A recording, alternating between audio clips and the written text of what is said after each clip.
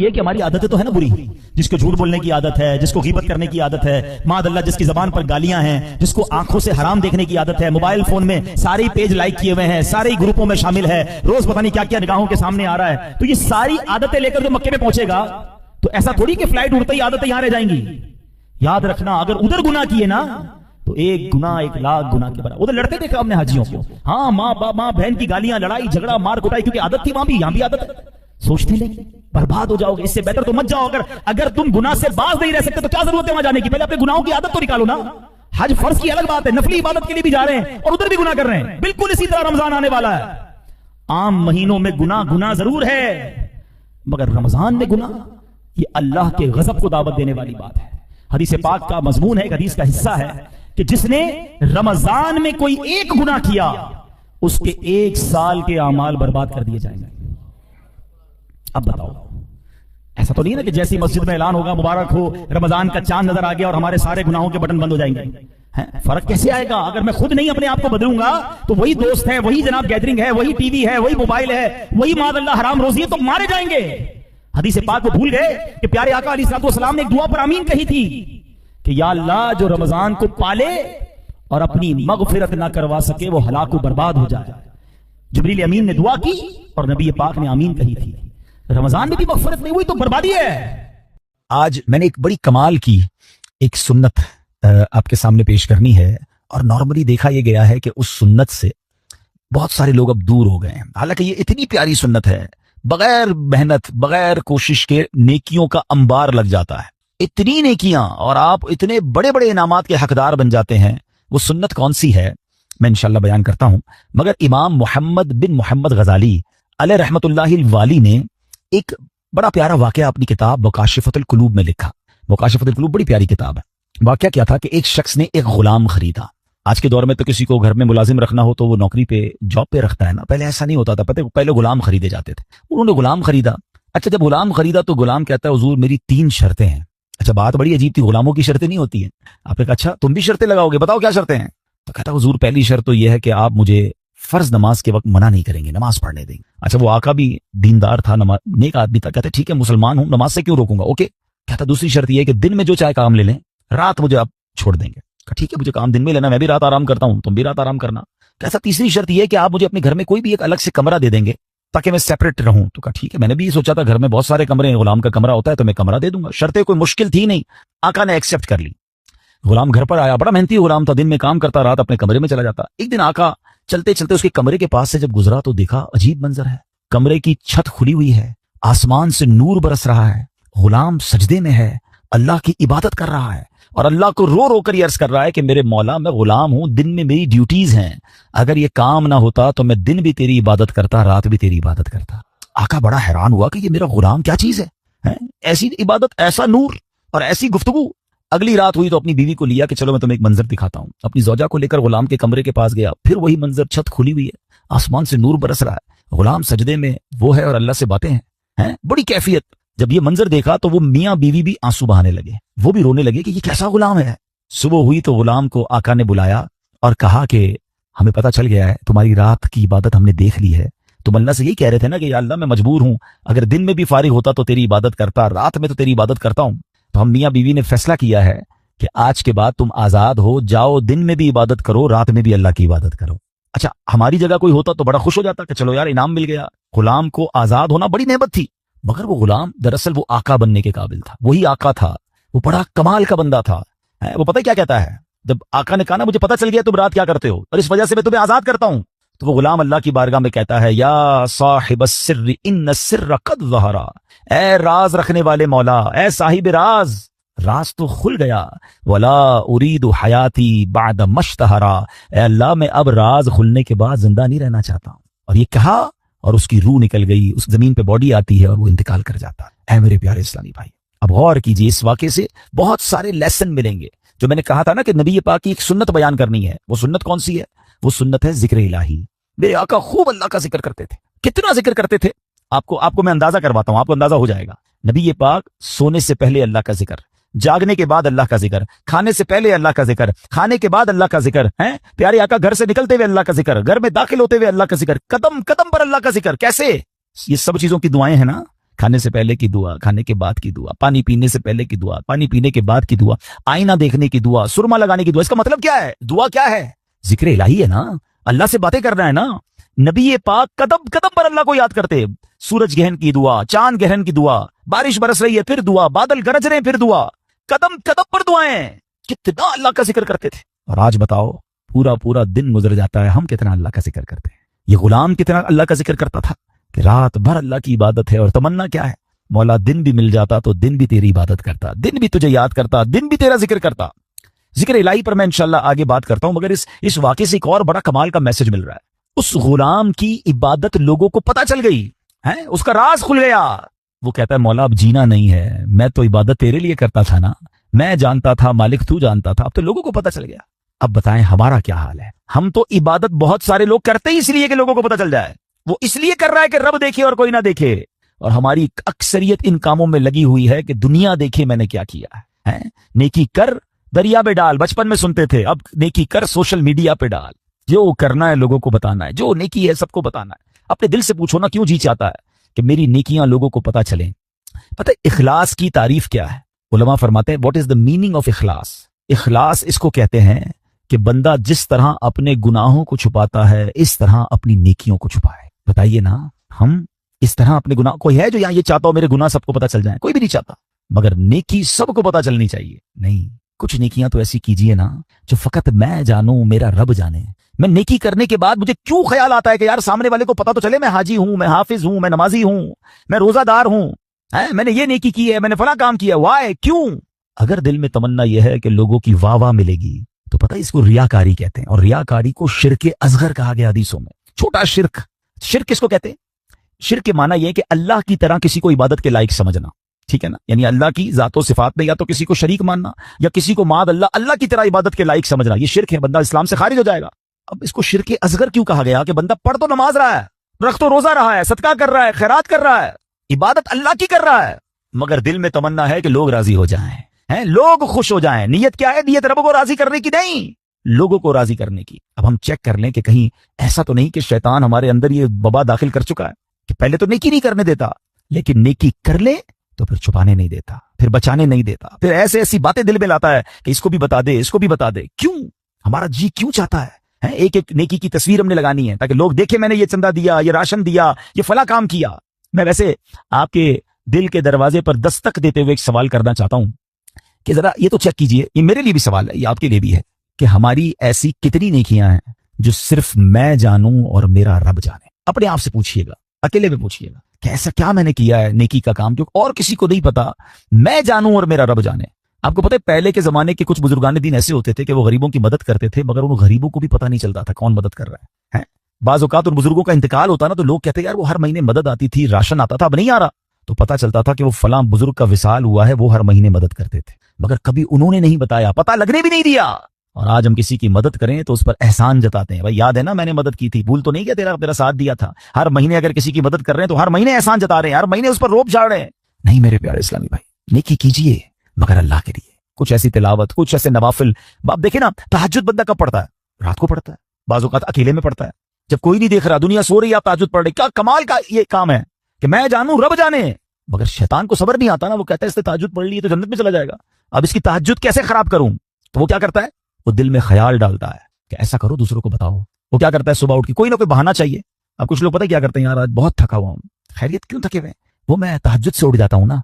अच्छा माशाल्लाह तहज्जुद भी पढ़ते हैं। बस उसने ये कहना है तो साढ़े दिल विच ठंड पै गई कि इन्होंने सारी तहज्जुद पता चल गया। वो पता तो चल गया, डिलीट भी हो गया भाई।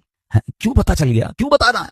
अल्लाह करे ये बात, इस गुलाम के इस वाक्य से कैसी बात सीखने को मिल रही है। मालिक को पता चल गया, हालांकि उसने नहीं बता, हम तो बताते हैं, इसने बताया नहीं था, ये तो छुप के कर रहा था, मगर पता चल गया तो कहता है मौला अब राज ही खुल गया तो अब जीने का क्या फायदा। हाय हाय, गुलाम तो नहीं कहूंगा, इस आका के सदके अल्लाह मुझे भी इखलास नसीब फरमाए, आपको भी नसीब फरमाए। अच्छा अब बात करते हैं सुन्नत रसूल, जिक्र इलाही की। हाय हाय, कैसा कमाल का काम है ये जिक्र इलाही। अल्लाह करीम किस तरह कुरान मजीद में हमें जिक्र करने का हुक्म इरशाद फरमाता है, फरमाया या अय्युहल्लज़ीना आमनुज़्कुरुल्लाह ज़िक्रन कसीरा। आसान तर्जुमा कुरान कंजुल ईमान, ए ईमान वालो अल्लाह को बहुत याद करो। कितना? नबी पाक अलैहिस्सलाम की हदीस है, अल्लाह को इतना याद करो, इतना जिक्र करो कि लोग तुम्हें दीवाना कहने लगे। बस अल्लाह की याद करते रहा करो, जिक्र इलाही करते रहा करो। ہے مگر ہمارا حال کیا ہے کہ زبان فضول باتیں تو کرتی ہے مگر اللہ کا ذکر نہیں کرتی. ہمارے بزرگ کیسے ذکر کرتے تھے؟ حضرت جنید بغدادی کا نام سنا ہوگا رضی اللہ تعالیٰ، بہت بڑے اللہ کے ولی. آپ کے بارے میں آتا ہے کہ آپ اتنا ذکر الہی کرتے تھے. ایک بار نائی کی دکان پر گئے مونچھیں ترشوانے کے لیے، تو نائی کہتا ہے حضرت تھوڑی دیر خاموش ہو جائیں ورنہ آپ کی ہونٹ پہ کٹ لگ جائے گا، میں مونچھیں کاٹ رہا ہوں آپ ذکر کر رہے ہیں. وہ کہتے ہیں ذکر کرتا رہوں گا، تم اپنا کام کرو، ہونٹ کٹتا ہے تو کٹ جائے، میں نے ذکر نہیں چھوڑنا. اتنی دیر کے لیے بھی ذکر الہی نہیں چھوڑنا ہوتا تھا. ایک بزرگ تھے اور کبال کے بزرگ تھے، حضرت سری سکتی سے مروی ہے کہ میں حضرت جرجانی کے پاس گیا تو ستو دیکھے، وہ ستو پی رہے تھے، روٹی نہیں کھاتے تھے. تو میں نے کہا حضرت روٹی آپ کیوں نہیں کھاتے، ستو کیوں پیتے ہیں؟ وہ کہتے ہیں میں نے کیلکولیشن کی، روٹی کھانے میں اور ستو کھانے میں 90 تسبیحات کا فرق ہے. میں اگر ستو پیتا ہوں تو پیٹ پھر بھی بڑھ جاتا ہے، مگر میں روٹی کھاتا ہوں تو ٹائم زیادہ لگتا ہے. 90 تسبیحات میں زیادہ پڑھ لیتا ہوں، اس لیے 40 سال ہو گئے میں نے روٹی نہیں کھائی ہے. یار کمال لوگ تھے، نیک تھے، پرہیزگار تھے، نیکیوں کا انبار تھا، مگر اور نیکیاں چاہیے. کیوں؟ ان کو پتا تھا نا اجر کیا ہے. آپ کو پتا ہے ذکر الہی کا اجر کیا ہے؟ ذرا مل کر کہیے سبحان اللہ، الحمدللہ، اللہ اکبر. کتنی دیر لگی؟ 10 سیکنڈ. مشکل سے 3 جملے کہے 10 سیکنڈز. ٹھیک ہے، 10 سیکنڈ میں آپ دنیا میں کیا کما سکتے ہیں؟ بغیر کھڑے ہوئے، بغیر پسینہ بہائے، بغیر کوشش کیے، بیٹھے بیٹھے 10 سیکنڈ میں 3 جملے کہے، کیا کمایا پتا ہے آپ نے؟ میرے نبی علیہ السلام کے سچے وعدے ہیں، جو ایک بار سبحان اللہ کہے جنت میں درخت لگا دیا جاتا، ایک بار اللہ اکبر کہے جنت میں درخت، ایک بار لا الہ الا اللہ کہے جنت میں درخت. مجھے بتاؤ تو صحیح کتنی دیر لگتی ہے؟ آپ نے بیٹھے بیٹھے 3 جنت میں درخت لگا لیے. اچھا یہ تو چونکہ نبی پاک کی حدیث ہے، ہمیں عمل کرنا چاہیے، لیکن دنیاوی اسکیم ہو تو آج اگر اعلان کر دوں کہ بھائی یہ فیضان مدینہ میں آپ سب بیٹھ جائیں، آج فجر تک جو جتنی بار سبحان اللہ کہے گا اتنے 1000 روپے ملیں گے. بندہ کہے گا حضرت فجر تک کیوں آپ گئے، 2-3 دن بیٹھ جاتے ہیں، موبائل بند، تسبیح ہاتھ میں، ہر سبحان اللہ پر 1000 روپے، 100 سبحان اللہ پہ لاکھ روپے. اوئے ہوئے آج تو امیر کروڑ پتی ہو کے جاؤں گا. مجھے سچ بتاؤ، سبحان اللہ کہنے پر 1000 روپے زیادہ قیمتی ہیں یا میرے آقا فرما رہے ہیں کہ اس کے لیے جنت میں درخت لگ جاتا ہے؟ تو پھر کیوں نہ ہم جنت میں درخت لگانے کا سامان کریں، ہم کیوں نہ اللہ کو راضی کرنے کا اور اپنے لیے آخرت کا سامان کریں. اور ذکر والے کتنے اللہ کو پسند ہیں. ایک بڑی کمال کی حدیث ہے، حضرت سہل بن معاذ رضی اللہ تعالیٰ عنہ اپنے والد صاحب سے روایت کرتے ہیں کہ ایک مرتبہ محفل نور سجی ہوئی تھی، رسول اکرم صلی اللہ تعالیٰ علیہ وسلم کے ساتھ صحابہ کرام بھی تھے. ایک صحابی نے حضور سے عرض کی کہ حضور یہ بتائیے کہ جہاد میں سب سے عظمت والا زیادہ کون ہے؟ جہاد کرنے والے تو بہت سارے ہیں نا، بہت سارے صحابہ لڑتے تھے اللہ کی راہ میں، تو حضور ان میں سب سے زیادہ عظمت والا کون ہے؟ تو پیارے آقا نے فرمایا اکثرہم للہ ذکرن، یعنی جو اللہ پاک کا کثرت سے ذکر کرتا ہے وہ زیادہ عظمت والا ہے. اب بات سمجھ رہے؟ یعنی سب جہاد کرنے والے کمال کے ہیں، مگر ان میں جو ٹاپ پہ ہے جو سب سے زیادہ ذکر کرتا ہے. اب صحابی کہتے ہیں حضور روزہ داروں میں سب سے زیادہ عظمت والا کون ہے؟ روزہ دار تو لاکھوں کروڑوں مسلمان روزہ رکھتے ہیں نا. آقا فرماتے ہیں ان میں سب سے زیادہ اللہ کا ذکر کرنے والا سب سے عظمت والا ہے. سہل بن معاذ فرماتے ہیں وہ صحابی اسی طرح سوال کرتے رہے کہ حضور نمازیوں میں سب سے زیادہ افضل کون ہے؟ یا رسول اللہ زکات دینے والوں میں سب سے زیادہ عظمت والا کون ہے؟ ایک ایک عبادت کا سوال کرتے رہے. آقا سب کے جواب میں یہ فرماتے رہے اکثرہم للہ ذکرن، یعنی جو اللہ پاک کا ذکر کثرت سے کرتا ہے وہ اس کیٹیگری میں ان لوگوں میں سب سے زیادہ افضل اور عظمت والا ہے. اب حضرت ابوبکر صدیق رضی اللہ تعالیٰ عنہ بھی حاضر تھے، حضرت عمر فاروق بھی موجود تھے. ابوبکر صدیق رضی اللہ تعالیٰ عنہ جو مسلمانوں کے پہلے خلیفہ ہیں، وہ حضرت عمر سے کہتے ہیں اے عمر یوں تو ذکر الہی کرنے والے ساری بھلائیاں لے گئے. تو نبی پاک نے جب یہ سنا تو کہا ہاں اے ابو بکر بات ایسی ہی ہے، جو ذکر اللہ کی کثرت کرتا ہے وہ ساری بھلائیاں ہی سمیٹ لیتا ہے. یعنی ٹاپ آف دا لیول اگر کچھ لوگ ہیں تو وہ کون ہیں؟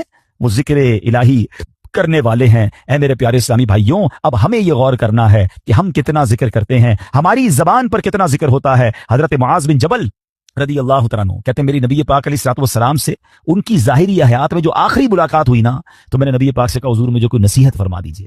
تو پیارے آقا علیہ الصلوۃ والسلام سے کہتے ہیں حضور کون سا عمل اللہ کی بارگاہ میں سب سے بہتر اور سب سے زیادہ قرب حاصل کرنے والا ہے؟ تو پیارے آقا علیہ السلام نے فرمایا اے معاذ تمہیں موت اس حال میں آئے کہ تمہاری زبان ذکر اللہ سے تر ہو.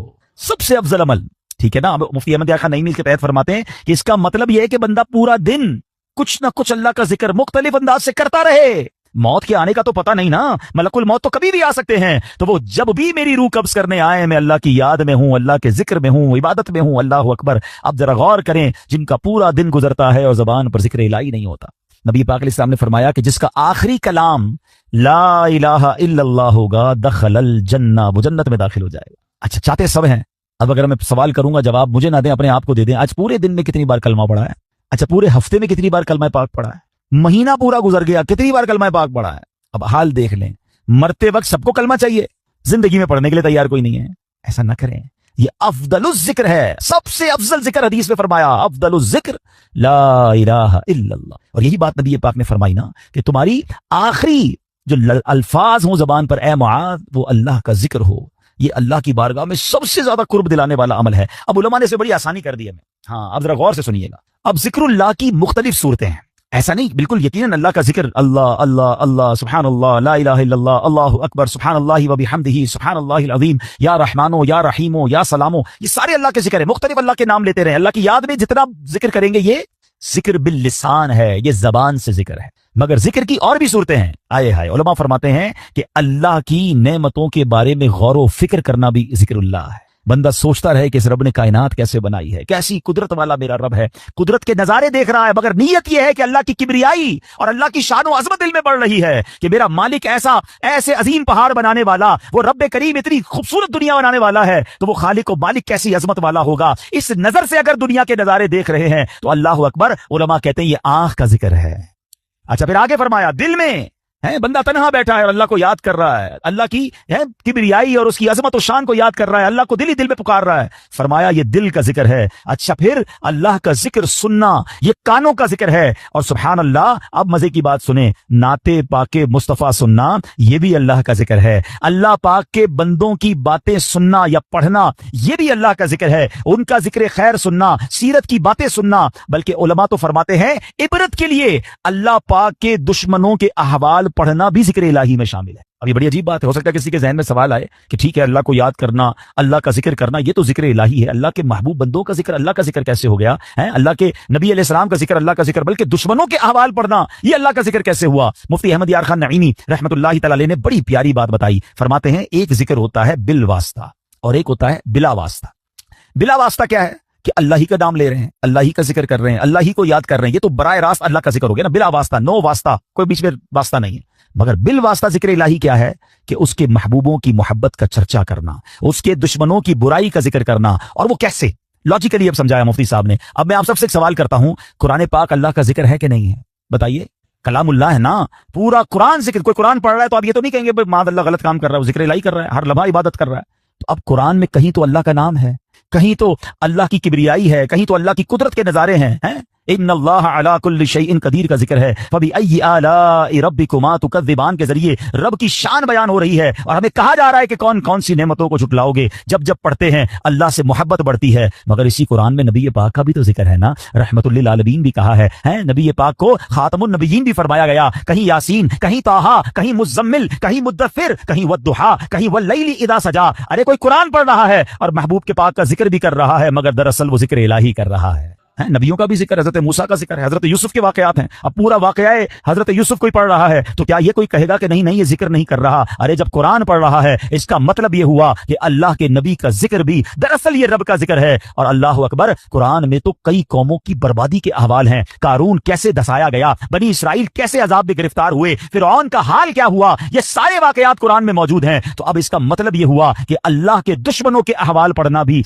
ये भी जिक्र इलाही में शामिल है। और ये जिक्र की महफिलें कितनी कमाल की हैं, ये नसीब वालों को मिलती हैं। देखे ना, जिस करदू में फैजान मदीना में इज्तिमा हो रहा है, कई लोगों को बुलाया गया होगा, कई लोगों को दावत दी होगी, कुछ आए कुछ नहीं आए। यकीन करें जो आए हैं ना वो खुद से नहीं आए, उन्हें बुलाया गया है। हाँ, मेरी और आपकी औकात नहीं कि मैं कहूं मैं आज इज्तिमा में आया, मैं मस्जिद में आया। चले मुझे बताएं मस्जिद किसका घर है? जरा साथ जवाब भी दो ना, मस्जिद किसका घर है? आपके घर में कोई बगैर इजाजत आ सकता है? आपका दरवाजा खटखटाए कि हजरत आज मैं आपके घर में रहूंगा। आप कौन है भाई? मैं नहीं जानता, मेरे घर में कैसे आएंगे? अजनबी है। आपके घर में कौन आता है? जिसको आप बुलाते हैं। अल्लाह के घर में बगैर बुलाए कैसे कोई आ सकता है? हम सबको बुलाया गया है, हमें मौका दिया गया है, हमें सादत दी गई है। और सुनो, अल्लाह के घर में आते रहा करो। कई लोग पूरा पूरा हफ्ता नहीं आते, जुम्मे की नमाज पढ़ते हैं, बाकी पूरा हफ्ता नहीं आते। वो गौर करें कि ऐसा क्या गुनाह हो गया कि मेरा रब मुझे क्यों नहीं बुलाता, रोज 5 वक्त मेहमान क्यों नहीं बनता। मुबारक हो उसे जो मस्जिद में जिसका दिल लगता है और बार बार आता है। एक और मजे की बात बताऊं, आपके किस्म किस्म के रिश्तेदार और दोस्त हैं। जो दूर का दोस्त होता है ना, वो साल में कभी कभी एक बार आ जाता है। जो बहुत करीब के रिश्तेदार हों جو بالکل تھوڑا سا فاصلہ ہو لیکن وہ کبھی کبھی مہینے میں ایک بار آتے ہیں، جو اس سے قریب ہو وہ ہفتے میں ایک بار آتے ہیں، اور گھر والا تو روز گھر میں آتا ہے نا۔ اب اللہ کے گھر میں جو روز آ رہا ہے سبحان اللہ، اس پر کتنی رحمتیں ہو رہی ہیں، اور جو کبھی عید کی نماز میں آتا ہے، کبھی 2-4 مہینے بعد اسے اللہ کا گھر یاد آتا ہے، سوچو کتنا ڈسٹینس ہو گیا ہے، کتنی دوری ہو گئی ہے۔ یہ رحمان کا گھر ہے، اس میں آتے رہا کریں، بیٹھا کریں، وقت بتایا کریں، اور سبحان اللہ آپ کے گھر میں کوئی مہمان آئے، آپ کیا چاہتے ہیں؟ خوش ہو کر جائے نا، کھانا اچھا بناتے ہیں، اس کی آرام کا خیال رکھتے ہیں، جب مہمان آئے اسے خوش کر کے بھیجتے ہیں۔ بتاؤ نا، کریم کے در پر کوئی مہمان آئے گا وہ اسے راضی نہیں کرے گا؟ اللہ کے مہمان بنو، پھر دیکھو رب کیسی عطائیں فرماتا ہے۔ پرابلم یہ مسجد میں ایک تو آتے ہیں دل نہیں لگتا، آتے ہیں تو بھاگنے کا جی چاہتا ہے۔ بیٹھا کریں، اور اب میں آپ کو بتاتا ہوں کہ جو ذکر اللہ کی محفل ہے نا، ابھی ذکر کی محفل ہو رہی ہے نا، اللہ کے پیاروں کا ذکر ہو رہا ہے، اللہ کے ذکر کی باتیں، قرآن کی باتیں، یہ بڑی کمال کی محفل ہے۔ ایک بڑی پیاری حدیث سناتا ہوں، حدیث پاک کا خلاصہ ہے۔ میرے آقا علیہ الصلوۃ والسلام فرماتے کہ اللہ تعالیٰ کے کچھ فرشتے ہیں کہ جو زمین کی سیر کرتے ہیں، ان کی ڈیوٹیز ہیں۔ کچھ فرشتوں کی ڈیوٹی یہ ہے کہ جہاں ذکر الہی ہوتا ہے نا، اس محفل کو اپنے پروں سے ڈھانپ لیتے ہیں۔ اب کیا ہوا، وہ فرشتے جب اجتماع سے فارغ ہوتے ہیں اللہ کی بارگاہ میں جاتے ہیں، اللہ کو سب معلوم ہے کہاں سے آ رہے ہیں۔ اللہ فرماتا ہے فرشتوں کہاں سے آ رہے ہو؟ کہتے ہیں یا اللہ ایک جگہ بندے جمع ہیں تیرا ذکر کر رہے ہیں۔ اللہ فرماتا ہے فرشتوں یہ بتاؤ انہوں نے مجھے دیکھا ہے جو میرا ذکر کرتے ہیں؟ کہ یا اللہ تجھے نہیں دیکھا۔ ارشاد ہوتا ہے فرشتوں بتاؤ کیا مانگ رہے ہیں؟ کہتے ہیں یا اللہ جنت مانگ رہے ہیں۔ ارشاد ہوتا ہے جنت دیکھی ہے؟ کہ یا اللہ دیکھی نہیں۔ اچھا دیکھ لیتے تو کیا کرتے؟ اے رب جنت دیکھ لیتے، شوق سے مانگتے۔ ارشاد ہوتا ہے یہ بتاؤ کس چیز سے پناہ مانگ رہے تھے؟ عرض کرتے مولا جہنم سے پناہ مانگ رہے تھے۔ ارشاد ہوگا جہنم دیکھی ہے؟ کہتے نہیں یا اللہ جہنم دیکھی نہیں انہوں نے۔ اچھا بتاؤ دیکھ لیتے تو کیا کرتے؟ ارشاد ہوتا عرض کرتے مولا اگر وہ جہنم دیکھ لیتے تڑپتے، جہنم سے پناہ مانگتے۔ ارشاد باری ہوتا ہے اے فرشتوں گواہ ہو جاؤ، جن بندوں نے مجھے دیکھا نہیں پھر بھی مجھے یاد کر رہے ہیں، جنت دیکھی نہیں جنت مانگ رہے ہیں، جہنم دیکھی نہیں جہنم سے پناہ مانگ رہے ہیں، اے فرشتوں گواہ ہو جاؤ میں نے ان سب کی مغفرت فرما دی ہے۔ اب مزے کی بات، فرشتے کہتے ہیں یا اللہ ان میں ایک بندہ ایسا بھی بیٹھا تھا جو تیرا ذکر کرنے نہیں آیا تھا۔ ہو سکتا ہے ہمارے پاس بھی ایسا کوئی بھائی آیا ہو جس کا آنے کا ارادہ نہ ہو، دوست پکڑ کے لے آیا، چلو یار تھوڑی دیر کے لیے پھر بعد میں کہیں اور چلے جائیں گے، نیت ذکر کی نہیں ویسے ہی آ گیا۔ فرشتے کہتے ہیں مولا ایک بندہ ایسا ہے جو تیرا ذکر کرنے نہیں آیا تھا۔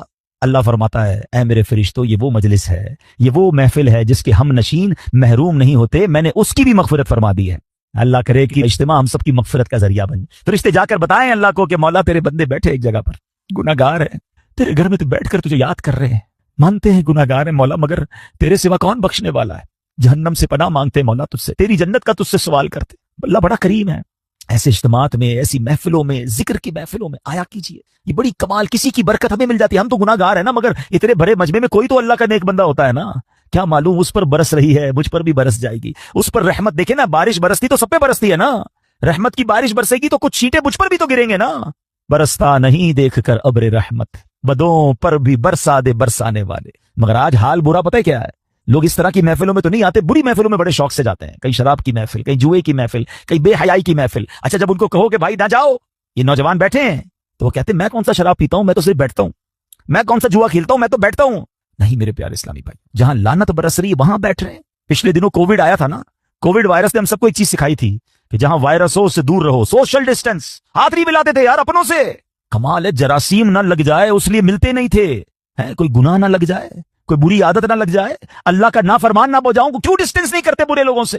عقل مند لوگ بیٹھے ہیں، اگر کسی عمارت میں گراؤنڈ فلور پر آگ لگ جائے تو کیا فرسٹ اور سیکنڈ فلور والے آرام سے بیٹھیں گے یار نیچے لگی ہے میں تو اوپر ہوں؟ کیا کریں گے؟ فوراً بلڈنگ خالی کریں گے نا یار، یہ اوپر بھی آ سکتی ہے، آس پاس کے گھر بھی خالی کرا لیے جاتے ہیں۔ وائے کیوں؟ کہ یار آگ لگی ہے بچنا دور ہو جاؤ۔ جہاں جہنم کی آگ لگی ہے وہاں بیٹھے اور آپ کو پرواہ ہی نہیں ہے کہ یار میں اس کی وجہ سے برا بن سکتا ہوں۔ بچپن سے جملہ آپ نے سنا ہوگا، اچھے کی صحبت تجھے اچھا بنا دے گی، برے کی صحبت تجھے برا بنا دے گی۔ لیکن بری صحبتیں مزہ بڑی دیتی ہیں، لوگ کہتے ہیں یار بڑا مزہ آتا ہے، ہم بیٹھتے ہیں، ہم غلط کام نہیں کرتے۔ آپ یقین کریں یہ بری صحبتیں ہی ہیں جو بندے کو برباد کرتی ہیں۔ کسی بھی جواری، کسی بھی شرابی، کسی بھی قاتل، کسی بھی چور، کسی بھی منشیات کا استعمال کرنے والے سے پوچھ لیں کہ یہ عادت کہاں سے ملی ہے، 99.99 بلکہ 100% آپ کو جواب یہی ملے گا کہ یار دوست برے مل گئے تھے انہوں نے لگا دیا۔ کوئی آ کے یہ نہیں بتائے گا کہ یار ایک دن برتھ ڈے تھی، میری سالگرہ تھی اور ابو نے لا کے چرس کی سگریٹ دی تھی، بیٹا پی لو، یا پستول لو جا کے چوری شروع کرو۔ ماں باپ نہیں، گھر سے نہیں ملتی بری عادتیں، برے دوستوں سے ملتی ہیں۔ تو جب ساری دنیا کے برے لوگ بنے ہی دوستوں سے ہیں، اور میں برا دوست چھوڑتا نہیں، کہتا نہیں میں بڑا طاقتور، مجھے کچھ نہیں ہوگا، آج نہیں ہوگا کل ہو جائے گا۔ برے کی صحبت دل پر اثر ڈالتی ہے۔ خوبصورت شعر ہے نا، بھلے بندے دی صحبت یاروں، جویں دکان تاراں، سودا بھاوے ملے نہ لئیے، ہلے آن ہزاراں۔ کہتے بھلے بندے کی صحبت ایسی ہے جیسے عطر والے کی دکان، خرچہ کرو نہ کرو خوشبو فری میں مل جاتی ہے۔ جب بھی عطر کی دکان میں جائیں خوشبو، پہلے تو خوشبو ہی آ جاتی ہے اور پھر اس کے بعد چھوٹا موٹا سیمپل بھی فری میں آ جاتا ہے، کوئی پیسے خرچ نہیں ہوئے، فائدہ ہوا۔ یہ بھلے بندے کی صحبت ہے کہ نیک کی صحبت میں بیٹھو گے نا, کچھ ملے نہ ملے گناہ سے تو بچ رہے ہیں. جو اس پر نعمت رحمت برس رہی ہے مجھ پر بھی 2 چھینٹے برس جائیں گے. تو اچھی صحبت آلویز بینیفیشل ہے. مگر آگے کیا کہتے ہیں, برے بدے دی صحبت یاروں جویں دکان لوہاراں, کپڑے پاویں کچھ کچھ پئیے, چنگا پین ہزاراں. کہتے برے بندے کی صحبت ایسی جیسے لوہار کی دکان. لوہار کی دکان میں جائے تو کیا ہوگا, کپڑے کتنے بھی بچا لو کوئی نہ کوئی چنگاری سوراخ کر دے گی. اچھا سوراخ نہیں کرے گی تو بدبو تو ہو ہی جائے گی کپڑے میں, کیونکہ دھواں بڑا نکلتا ہے. تو یہی برے بندے کی صحبت ہے, تمہارے اعمال کردار کو وہ بکھیر دے گی, خراب کر سکتی ہے. تو اپنی صحبتوں کو چینج کیجئے, ذکر الہی کی کثرت کیجئے. ذکر الہی دلوں کو صاف کرتا ہے. کئی لوگ کہتے چین نہیں ہے, سکون نہیں ہے, ٹینشن بڑی ہے. اب بتاؤ کوئی سکون شراب میں ڈھونڈتا ہے, معاذ اللہ کوئی بری محفلوں میں ڈھونڈ رہا ہے. آؤ قرآن سے پوچھتے ہیں, اے رب کے کلام ہمیں بتا سکون کہاں ہے. قرآن فرماتا ہے الا بذکر اللہ تطمئن القلوب, بے شک اللہ کے ذکر میں دلوں کا چین ہے. تو کرے نا ذکر, چین سکون, آپ ریلیکس ہو جائیں گے. مگر جو زبان ذکر ہی نہیں کر رہی, کہہ رہی ٹینشن بھی دور نہیں ہو رہے. بھائی دل مجھے کس نے بنایا ہے, ذرا بتائیے کس نے بنایا؟ دل کس نے بنایا؟ سکون کون بتائے گا کہاں سے ملے گا؟ جس نے بنایا وہ بتائے گا نا. اللہ فرما رہا ہے دلوں کا چین میرے ذکر میں ہے, اور ہم سکون کہیں اور ڈھونڈ رہے ہیں. ارے جب رب نے بتا دیا تو ذکر کر لو, سکون مل جائے گا. اور یہ جو نبی پاک نے حضرت معاذ سے فرمایا کہ معاذ تمہیں موت اس حال میں آئے کہ تم اللہ کی ذکر سے تمہارا زبان تر ہو, تم حالت ذکر میں ہو. اب علماء نے بڑا پیارا طریقہ بتایا. جو 5 وقت کا نمازی ہوتا ہے نا, وہ نماز کے لیے تیاری کر رہا ہوتا ہے, وضو کر رہا ہوتا ہے, نماز کے لیے جا رہا ہوتا ہے, نماز پڑھتا ہے, نماز سے آ رہا ہوتا ہے. تو 5 ٹائم تو اس کا دن کا اچھا خاصا حصہ نماز کی تیاری, نماز سے واپسی, نماز پڑھنے میں گزر گیا ہے. اب ظہر سے عصر اور عشاء سے فجر, یہ بڑا گیپ ہے نا. اب اس گیپ کو کیسے کور کرنا ہے؟ تو علماء فرماتے ہیں کہ اس میں مزید اللہ پاک کا ذکر کر لے. صبح فجر سے لے کے ظہر میں بھی بڑا گیپ ہے, تو فجر کے بعد اللہ توفیق دے تو اشراق چاش پڑھ لے. اچھا ہر نماز کے بعد تسبیح فاطمہ پڑھے, 33 بار سبحان اللہ, 33 بار الحمدللہ, 34 بار اللہ اکبر. تو یہ بھی کچھ اللہ کا ذکر ہو گیا. اللہ توفیق دے تو رات سونے سے پہلے صلاۃ التوبہ پڑھ لے, سورہ ملک کی تلاوت کر لے. اللہ اور توفیق دے تو تہجد کی نماز اٹھ کے پڑھ لے. تو کبھی نہ کبھی یعنی ہر تھوڑی دیر بعد میرا عمل ذکر الہی سے ہے, تسبیح ہاتھ میں ہو, درود پاک پڑھ لے, سبحان اللہ. اب یہ وہ عمل ہیں کہ بندہ اگر ان اعمال میں رہے گا تو سچ بتاؤ اس بندے کا جب موت کا وقت آئے گا تو کتنا بڑا چانس ہے کہ کسی نہ کسی موقع پہ ذکر ہی کر رہا ہوگا, نعت سن رہا ہے, تلاوت سن رہا ہے, خود تلاوت کر رہا ہے, اجتماع میں بیٹھا ہے, درس دے رہا ہے, درس سن رہا ہے, نماز پڑھ رہا ہے, ذکر کر رہا ہے, مارکیٹ میں گیا ہے, نوکری بھی کر رہا ہے, کاروبار بھی کر رہا ہے, تو وہاں بھی اللہ کا ذکر زبان پر جاری ہے. ارے کام تو ہاتھ سے کرتے ہیں نا, کہ ذکر الہی نہیں کر سکتے؟ مسلمانوں کی خیر خواہی کریں, مسلمانوں کی بھلائی والے کام کریں, حلال کمانا بھی عبادت ہے. تو کہیں نہ کہیں عبادت میں مصروف ہوگا, جب بھی موت آئے گی انشاءاللہ اچھے حالت میں آ جائے گی. علماء فرماتے بندہ جس حال میں مرے گا نا اسی حال میں اٹھایا جائے گا. تمنا کیا ہے ہماری؟ اے اللہ ہمیں سجدے والی موت دے دے, اور وہ سجدہ بھی کاش مسجد نبوی والا ہو, مدینے والا ہو, کلمے والی موت ملے, درود والی موت ملے. اچھی موت کس کو چانس ملے گا؟ جو روز نماز پڑھتا ہوگا نا, جو پورے دن میں نماز ہی نہیں پڑھ رہا اور معاذ اللہ جھوٹ بول رہا ہے, گالیاں نکال رہا ہے, شرابیوں کی محفل میں بیٹھ رہا ہے, فلمیں ڈرامے دیکھ رہا ہے, موبائل پہ بھی بے حیائی دیکھ رہا ہے. بتاؤ کتنا بڑا چانس ہے کہ جب ملک الموت آئیں گے تو وہ اسی حالت میں مر جائے گا, اور اسی حالت میں مرنے والے کو اسی حالت میں اٹھایا جائے گا. ہماری تمنا تو یہ ہے کہ میں سو جاؤں یا مصطفیٰ کہتے کہتے, کھلے آنکھ صلی اللہ کہتے کہتے. ایسا نہیں ہو سکتا معاذ اللہ کوئی شراب کے نشے میں ہے یا کوئی بے حیائی کر رہا ہے اور ملک الموت آئے تو وہ کہے کہ بھائی ابھی روح قبض نہ کرو, میں ذرا توبہ کر لوں. نہیں, آگاہ اپنی موت سے کوئی بشر نہیں, سامان 100 برس کا ہے, پل کی خبر نہیں. تو اے میرے پیارے اسلامی بھائیوں, آج نیت کر لیں, جس حالت میں مرنا نہیں چاہتے نا وہ کام چھوڑ دیں, کیونکہ ایسا نہیں ہوگا کہ آپ کوئی غلط کام کر رہے ہیں اور موت آ گئی تو آپ روک سکیں گے. تو اب آپ ڈیسائیڈ کر لیں کہ کس حالت میں مرنا ہے اور کس حالت میں نہیں مرنا. جس حالت میں نہیں مرنا نا, فارمولا سمپل یہ ہے کہ وہ کام چھوڑ دیں کہ یار موت تو اس وقت بھی آ سکتی ہے, اور جس حالت میں مرنا چاہتے ہیں وہ کام بڑھا دیں. اللہ اللہ, ذکر الہی, نمازیں, درود, تلاوت, اچھی محفلیں, بری صحبتوں کو چھوڑیں. اور اب آخر میں ایک بڑی خوبصورت حدیث پاک, معراج کی رات میرے آقا علیہ السلام نے عرش کے نور میں ایک لپٹا ہوا آدمی دیکھا. میں نے پوچھا من ہاذا ام ملک, کیا کوئی فرشتہ ہے اللہ کے عرش کے نور میں لپٹا ہوا, اتنا بڑا مقام؟ کہا گیا نہیں. آقا فرماتے نبی, کوئی نبی ہے؟ سوچے کتنا بڑا مقام ہوگا کہ نبی پاک سوال کیا کر رہے ہیں, جبریل امین سے کوئی فرشتہ ہے, کوئی نبی ہے ایسے مقام پر؟ تو کہا کہ نہیں. میں نے کہا من ہوا. آقا فرماتے ہیں علیہ الصلوۃ والسلام, میں نے پوچھا پھر یہ کون ہے؟ ارشاد و حضور, یہ وہ شخص ہے جس کے اندر 3 عادتیں تھیں. سچ بتاؤ, میں ابھی عادتیں نہیں بتاتا ہوں, اگر اتنا بڑا مقام ملنا ہے تو کچھ بھی ہو 3 عادتیں اپنا لینی چاہیے, نہیں اپنا لینی چاہیے؟ خود بتاؤ, یا پھر تو جو بھی کر لیں گے بھائی اتنا بڑا ہی نہ ہو. اب کام کیا ہے, زیادہ مشکل نہیں ہے. فرمایا اس کی 3 صفات تھی. نمبر 1, اس کی زبان ہمیشہ ذکر اللہ سے تر رہتی تھی. زبان تر کر لو نا یار, اللہ اللہ اللہ, سبحان اللہ, اللہ اکبر, لا الہ, فضول باتیں کم کر دے. نمبر 2, اس کا دل مسجد کی طرف لگا رہتا تھا. مسجد سے نکلنے کے بعد پھر بھی دل چاہتا مسجد میں جاؤں. پتہ ہے علماء کیا فرماتے ہیں, کسی کے اگر ایمان کو چیک کرنا ہے نا کتنا مضبوط ہے, یہ چیک کرو کہ اس کا مسجد سے تعلق کتنا مضبوط ہے. زیادہ مسجد میں آتا ہے, سکون سے بیٹھتا ہے, سمجھ لو ایمان مضبوط ہے, اور مسجد میں دل ہی نہیں لگتا, بھاگتا ہے مسجد سے, تو سمجھ لو کہ ایمان میں کمزوری کہیں نہیں آ گئی. ایک اور بڑی پیاری مثال دی گئی, فرمایا مومن مسجد میں ایسے ہوتا ہے جیسے پانی کے اندر مچھلی, فش ان دا واٹر.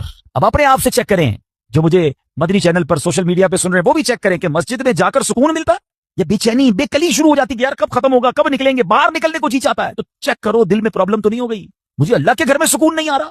ارے اس سے بڑھ کر سکون کی جگہ کون سی ہوگی؟ رحمان کے گھر میں آ گیا ہوں, رحمتیں برس رہی ہیں, کہتے ہیں امان میں آ گیا ہوں, اب کوئی ٹینشن نہیں, اللہ کے گھر میں ہوں نا, اسی نے سنبھالنا ہے, اسی نے بچانا ہے, اسی نے بخشنا ہے, میری پرابلم بھی اسی نے سالو کرنی ہے. مگر پرابلم یہ ہے کہ دنیا داروں کے گھر میں سکون ملتا ہے, اللہ کے گھر میں سکون نہیں ملتا. تیسرے نمبر پہ اس بندے کی صفات کیا تھی؟ فرمایا اس کی وجہ سے کبھی اس کے والدین کو برا بھلا نہیں کہا گیا. ہائے ہائے کتنا پیارا میرا دین ہے. زندگی میرے بھائیوں ایسے گزارنا کہ میری وجہ سے, آپ کی وجہ سے ہمارے ماں باپ کو کوئی برا نہ کہے کہ یار یہ کیسا بیٹا ہے, ایسا ہوتا ہے, ایسی تربیت کی ان کے ماں باپ نے, گالیاں نکالتا ہے, لڑائی جھگڑے کرتا ہے, سب کو ستاتا ہے. نہیں, اللہ کرے ایسی زندگی گزاروں کہ مجھے دیکھ کر کوئی کہے کہ سبحان اللہ, والد نے کیا بیٹا تیار کیا ہے, ماں باپ نے کیا تربیت کی, اللہ ان کے والدین کو سلامت رکھے کہ ایسا تحفہ امت کو دے کر گئے. ایسا بننا ہے مجھے اور آپ کو کہ میری وجہ سے کتنا برا بیٹا ہے وہ, کتنی بری اولاد ہے وہ, کہ جس کی وجہ سے اس کے والدین کو برا بھلا کہا جائے. اور آج کہا جاتا ہے کہ جو لوگ لوگوں کو ستاتے ہیں, تنگ کرتے ہیں, ٹینشن دیتے ہیں, لوگ کہتے ہیں یار یہ کیسی تربیت کی ان کے والدین نے. اور ماں باپ اگر قبر میں ہیں, سچ بتاؤ کتنا دکھ ہوتا ہوگا اس بچے کی وجہ سے کہ بیٹا دنیا میں ایسے کام کر رہا ہے کہ لوگ ہمارے بارے میں بری بات کر رہے ہیں. ارے میں تو اپنے ماں باپ کے لیے دعاؤں کا سبب بنوں, لوگ مجھے دیکھ کر میرے ماں باپ کو دعائیں دیں, کتنی روح خوش ہوگی ان کی کہ سبحان اللہ میرا بیٹا میری بیٹی ایسی, کہ اسے دیکھ کر لوگ ماں باپ کو قبرستان جاتے ہیں. ایسے بھی دیکھے ہم نے ماشاءاللہ ایسے علماء اور ایسے نیک لوگ کہ جنہوں نے ایسے دین کے کام کیے کہ لوگ ان کی خدمات کو دیکھ کر ان کے والدین کی قبر پر جا کر دعا کرتے ہیں. کیوں کہ ایسی اولاد دی امت کو.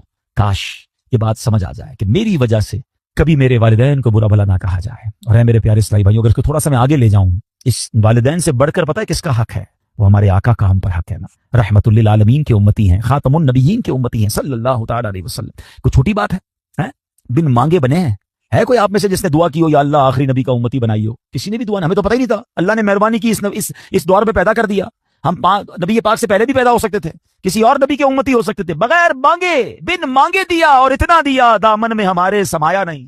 آقا علیہ السلام کا امتی ہونا, نبی پاک کی امت میں شامل ہونے کے لیے انبیاء تمنا کرتے تھے, اور مجھ جیسے گناہگار کو بنا دیا. اور آقا کیسے کہ پیدا ہوتے وقت یاد رکھا, معراج میں یاد رکھا, قبر میں اتارتے وقت یاد رکھا, اور بحشر میں بھی یاد رکھیں گے. دعائیں کرتے رہے امت کے لیے, آنسو بہاتے رہے ہم گناہگاروں کے لیے. ایسے نبی علیہ السلام کا امتی without any struggle, without any asking, مانگا بھی نہیں اور بنا دیا.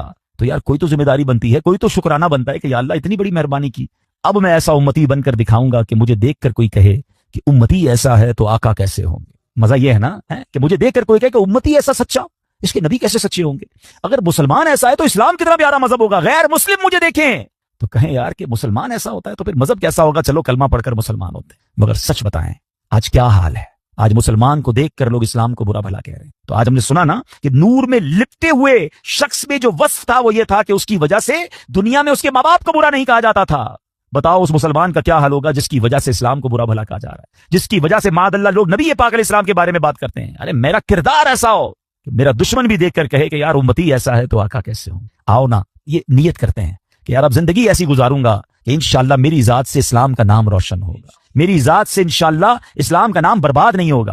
اور بالکل اسی طرح یہ وطن بھی اللہ نے بڑی نعمت دی ہے, یہ بھی نیت کر لو کہ میری وجہ سے میرے وطن کا نام بھی خراب نہیں ہو. بڑی تکلیف ہوتی ہے جب لوگ پاکستان کے خلاف بات کرتے ہیں. ہم نے دیکھا ہے, بیرون ملک جاتا ہوں اور وہاں جا کر جب بتاتے ہیں نا کہ فراڈ کے کاموں میں, چیٹنگ کے کاموں میں, منشیات کے کاموں میں, دھوکے کے اور بہت سارے کاموں میں پاکستانی ملوث ہیں, پکڑے جاتے ہیں, جیل میں جاتے ہیں, ان کی وجہ سے ویزا مشکل ہو جاتے ہیں, ان کی وجہ سے دنیا بھر کے پاکستانیوں کو پرابلم آتی ہے, کسی ویزا پہ جاتے ہیں وہاں جا کے بھیک مانگتے ہیں. بڑی تکلیف ہوتی ہے یار کہ یار ہمارے وطن کے چند لوگوں کی وجہ سے پورا وطن بدنام ہو گیا. اور پاکستان میں بھی یہی حال ہے, لوگ ملاوٹ کرتے ہیں, لوگ جھوٹ بولتے ہیں, ڈر لگتا ہے مسلمان کو امانت دیتے میں, ڈر لگتا ہے کہ پتہ نہیں واپس دے گا کہ نہیں, ادھار مال دوں گا پیسے آئیں گے کہ نہیں آئیں گے. تف نہیں ہے یار. اس نبی کا امتی ہوں کہ جس کو کفار بھی امین اور صادق کہتے تھے. صادق اور امین آقا کا امتی ہو کر امانت دار نہیں ہے. لوگ ڈرتے ہیں ہم سے کام کرنے میں. کیسا امتی ہوں, منہ نہیں دکھانا نبی پاک کو قیامت کے دن. ارے ایسے بنو نا کہ لوگ کہیں کہ یار اس کی زبان ختم, اس نے کہہ دیا فنش, یہ نبی پاک کا سچا امتی ہے. کیا یہ میری اور آپ کی ذمہ داری نہیں بنتی ہے؟ آج ہمارے وطن کی پروڈکٹ لوگ نہیں خریدتے, بلکہ ہم خود اپنے وطن کی یا مسلمان ملک کی دوائی لینے میں ڈر رہے ہوتے ہیں کہ یار پتہ نہیں ملاوٹ نہ ہو, باہر سے منگوا لو. یہ اتنا بڑا چانٹا ہے ہمارے منہ پر کہ مسلمان تو ایسا نہیں تھا, اسلام تو یہ نہیں تھا. میرے آقا نے تو کیا فرمایا, من غش فلیس منا, جو دھوکہ دے وہ ہم میں سے نہیں. اور آج ایسا لگتا ہے ہر بندہ ریڈی بیٹھا ہے دھوکہ کے لیے. ٹھیلے والے سے لے کر، رکشے والے سے لے کر، ہوٹل والے سے لے کر، ریسٹورنٹ والے سے لے کر، جس کو جب موقع ملا دھوکہ دینا ہے. کیا کر رہے ہو یار؟ تھوڑے پیسے، پیسوں کا کیا کرو گے جو حرام سے آئیں گے؟ تکلیف کتنی ملتی ہے اس مسلمان کو جس کو دھوکہ ملتا ہے، اور اللہ کتنا ناراض ہوتا ہے. اللہ کرے کہ دل میں اتر جائے میری بات. آئیے، کیوں کہ نبی پاک سے انشاءاللہ بروز قیامت ملاقات ہونی ہے انشاءاللہ. تمنا ہے نا، ملنا ہے نا، تو ملیں گے تو کچھ تو ہو دکھانے کے لیے. یا رسول اللہ میں بھی اپنے حصے کا چراغ جلا کر آیا ہوں صلی اللہ علیہ وسلم. اللہ کرے دل میں اتر جائے میری بات. ایسی پیاری باتیں دعوت اسلامی کے ماحول میں سکھائی جاتی ہیں. ہمارا اس طرح کے مزید بیان سننے کے لیے اجتماع میں آیا کریں، مدنی چینل دیکھا کریں، دعوت اسلامی کا ساتھ دیں. ہم یہاں بھی چاہتے ہیں کہ بچوں کی تربیت ہو، آنے والی نسلیں نیک بنے. آپ کے سب سامنے کہ کس طرح برائیاں بڑھ رہی ہیں. اگر برائیوں کو ختم کرنا ہے، نیکی کی دعوت کو عام کرنا ہے، تو دعوت اسلامی کا ساتھ دیں. اللہ مجھے اور آپ کو اپنی دعوت اسلامی کا بھرپور ساتھ دینے کی توفیق عطا فرمائے. آمین بجاہ النبی الامین صلی اللہ تعالی علیہ وسلم. صلو علی الحبیب. الحمدللہ رب العالمین والصلاة والسلام على خاتم النبیین. اللهم ربنا آتنا في الدنيا حسنة وفي الآخرة حسنة وقنا عذاب النار وقنا عذاب القبر وقنا عذاب الحشر وقنا حساب الميزان. اللهم أعني على ذكرك وشكرك وحسن عبادتك. اے رب کریم، ہم سب کا جمع ہونا اپنی بارگاہ میں قبول فرما. ہم سب کے تمام صغیرہ کبیرہ گناہوں کو معاف فرما. ہماری، ہمارے ماں باپ کی، نبی پاک علیہ السلام کی ساری امت کی بخشش فرما. اے اللہ ہمیں نیک بنا دے، پرہیزگار بنا دے، والدین کا فرما بردار اور سچا عاشق رسول بنا دے. اے کریم، اے کریم، تیرے خزانوں میں کمی نہیں. ہماری دنیا بھی اچھی کر دے، ہماری آخرت بھی اچھی کر دے. اے اللہ، اے کریم مولا، ہم آج اس اجتماع میں آئے ہیں، ہمارے دلوں کو بدل دے. ہمیں نیکی کا جذبہ عطا فرما. ہمیں ذکر الہی کرنے والی، تیرا ذکر کرنے والی زبان عطا فرما. درود پڑھنے والی زبان عطا فرما. فضول باتوں سے ہماری جان چھڑا دے، بری صحبتوں سے ہماری جان چھڑا دے. ہمیں اچھی اور نیک صحبتیں عطا فرما. اے اللہ ہماری، ہمارے ماں باپ کی، پیارے آقا علیہ الصلوۃ والسلام کی ساری امت کی بخشش فرما. اے اللہ جتنے بیمار ہیں انہیں شفا عطا فرما. قرض داروں کے قرضے اتر جائیں. بے اولادوں کو نیک اور صالح اولاد عطا فرما. اے اللہ روٹھوں کو منا دے، بچھڑوں کو ملا دے. اے کریم، جتنے ہاتھ اٹھے ہیں تو سب کے نام بھی جانتا ہے، کام بھی جانتا ہے، سب کی بگڑی بنا دے. اے اللہ ہمیں جلدی جلدی مکہ مدینے کی بعد اب حاضری نصیب فرما. جو مشکلیں ہیں، جو پریشانیاں ہیں، اپنے کرم سے دور فرما. ربنا تقبل منا انك انت السميع العليم وتب علينا يا مولانا انك انت التواب الرحيم ببركة ان الله وملائكته يصلون على النبي يا ايها الذين امنوا صلوا عليه وسلموا تسليما. صلى الله على النبي الامي واله صلى الله عليه وسلم.